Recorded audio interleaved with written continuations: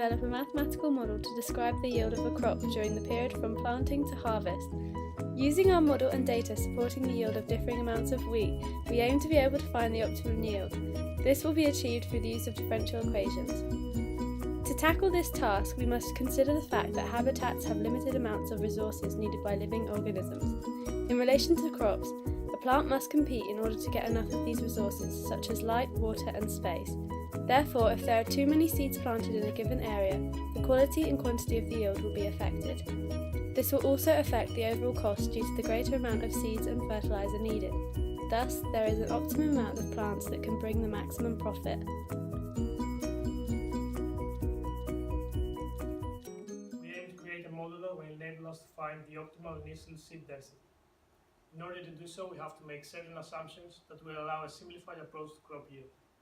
These assumptions are that there are no extreme weather conditions, the distance between the planted seeds is the same, ground level is assumed to be flat, altitude is not a factor, average temperature and humidity, and that there are no other factors that affect crop yield per unit area other than planting density.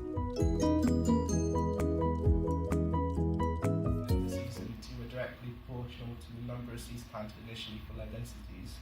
As there will be no competition, therefore dy by dn will equal a constant. Past a certain point of seed density, the final yield will tend to a maximum value per unit area, so dy by dn will tend to 0 as y tends to capital Y.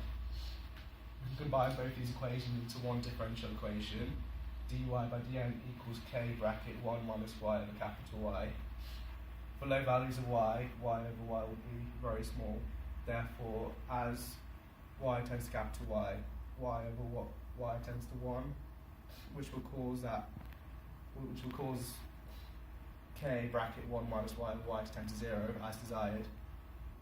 Rearranging the differential equation and integrating both sides leads to the second equation here, and then rearranging that again, we get an equation with y as the subject. We extrapolated the data linking density to crop yield from a scientific journal from 2000 called Effective Sowing Date on Optimum Density of Winter Wheat. As you can see, as the plant density increases, yield increases to around 9.8.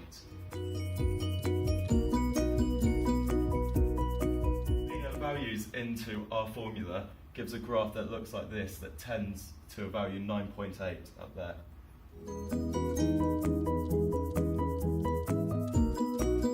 To find an optimal number of seeds to sow, we set dy by dn to 0.1, as this is when sowing more seeds has little effect on the yield.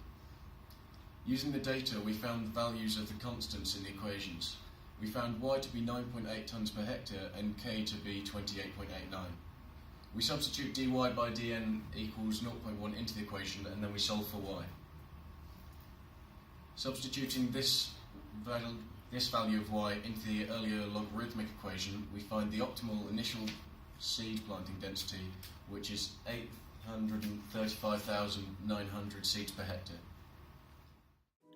It is safe to say that after considering the effect of competition between the plants, our model is an approximation of how to obtain the maximum yield of wheat in a certain area whilst maximising the profit.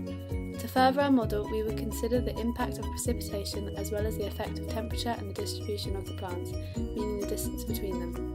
Other than that, we could factor in time to make our model more precise while giving an exact representation of each stage of the growth.